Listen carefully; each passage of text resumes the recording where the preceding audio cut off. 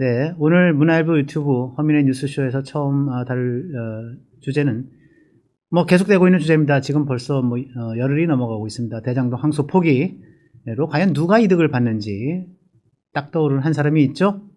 이 소식 여러분과 함께 나눠보겠습니다. 시작하기 전에 구독, 좋아요 그리고 알림 설정 부탁을 드리겠습니다. 네, 항소 포기로 과연 누가 이득을 봤을까? 관심은 두 가지입니다. 예, 결국 누가 항소 포기, 대장동 항소 포기를 뒤에서 배후에서 작용을 했나, 그리고 누가 가장 이득을 봤나라고 하는 건데, 이게 누가 이 배후에서 작용을 했는가라고 하는 거는 저희가 뭐 그 1 플러스 1은 2다 라고 하는 식으로 딱 부러지게 수학 공식처럼 여러분들에게 설명드릴 수 있는 건 아니지만, 그래도 불구하고 대체적인 윤곽은 나왔거든요. 네.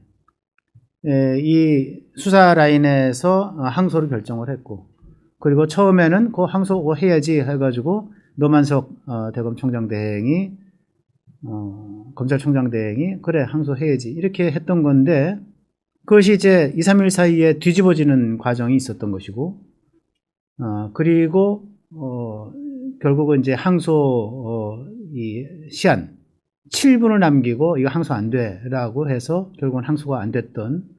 그 사이에 무슨 일이 있었는지 나중에 보니까, 예, 정성호 장관과 두세 차례, 세 차례죠 정확하게는, 이게 1심 판결이 났던 날, 그 다음에 이거 중간에 한 2, 3일 지난 날, 그리고 항소 포기하게 한 그날 세 번씩 전화를 했는데 총장의 정성호 장관이 이거는 뭐 좀 신중하게 처리했으면 좋겠다 이렇게 얘기했다는 것이고, 예, 그리고 이제 이 대검 또 차관이, 법무부 차관이 노만석 총장에게 전화를 해서 몇 개의 선택지를 제시했다는 거 하는 거. 선택지는 전부 다도 항소 포기 관련된 선택지였다라고 하는 거.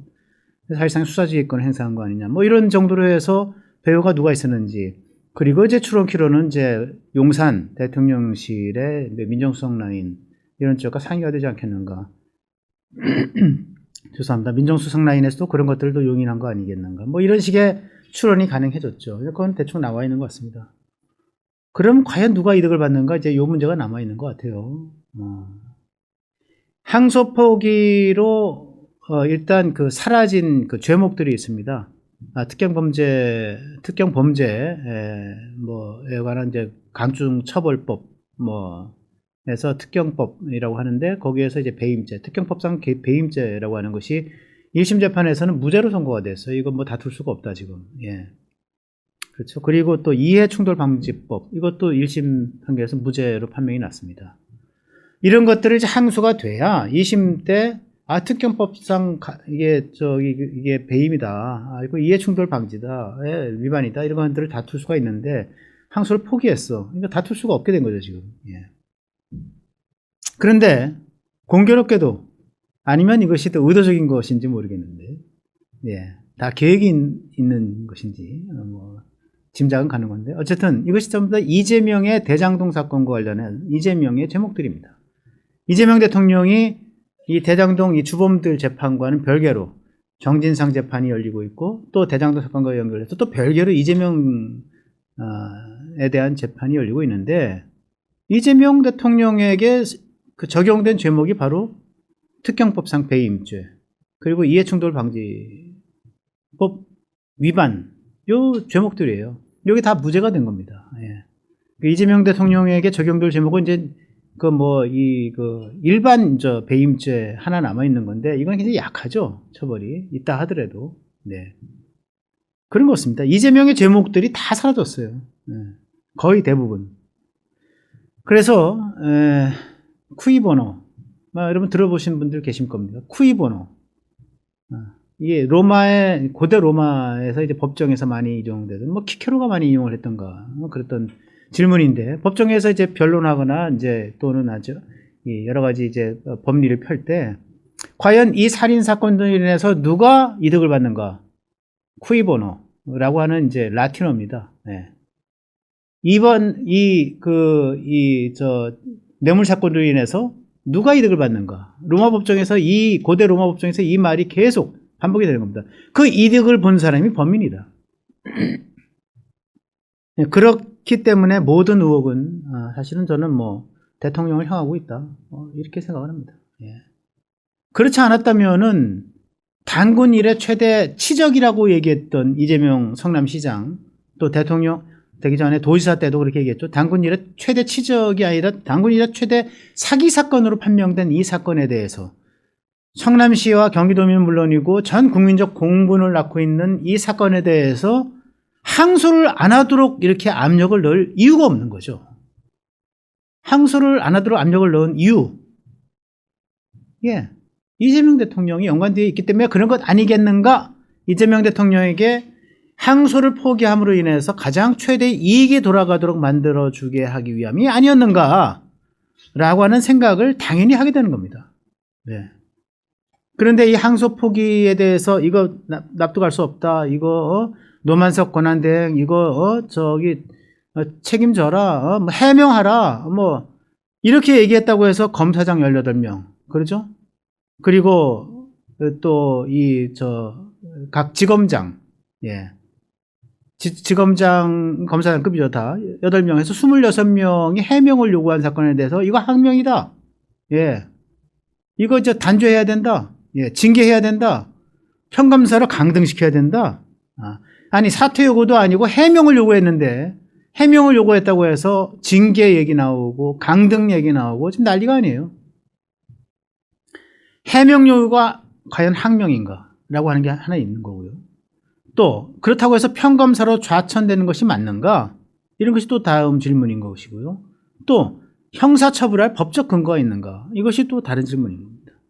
이것에 대해서 과연 답을 내놓을 수가 있는 것인지 정권이, 법무부가, 예? 예. 또 여당이, 예. 검사장을 검사로 강등시킨 사례가 2007년에 딱 한 번 있었습니다. 그때 그 검사장 이름이 권태호인데, 사건을 무마하기 위한 청탁을 받아줬다.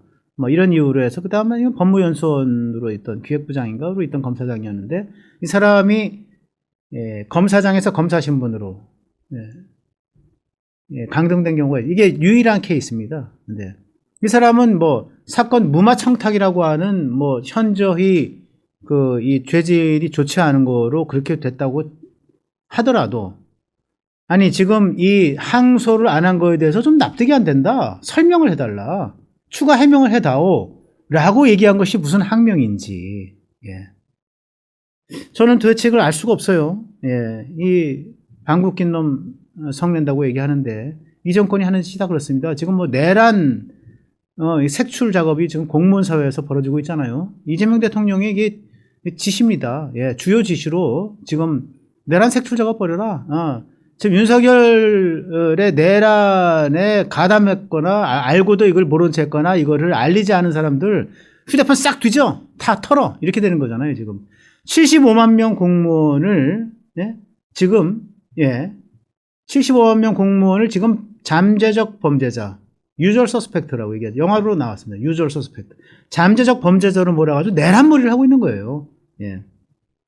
총리실은 공무원들 각자의 동의하에 그냥 들여다보겠다는, 아마 휴대폰을 들여다보는 게 얼마나 무서운 일인지 아마 이 사람들은 모르는 건지, 알고도 모르는 건지 하는 건지 모르겠는데, 이게 참 한심하기 짝이, 제정신이 아니에요, 지금. 정신 나간 짓들이에요. 예.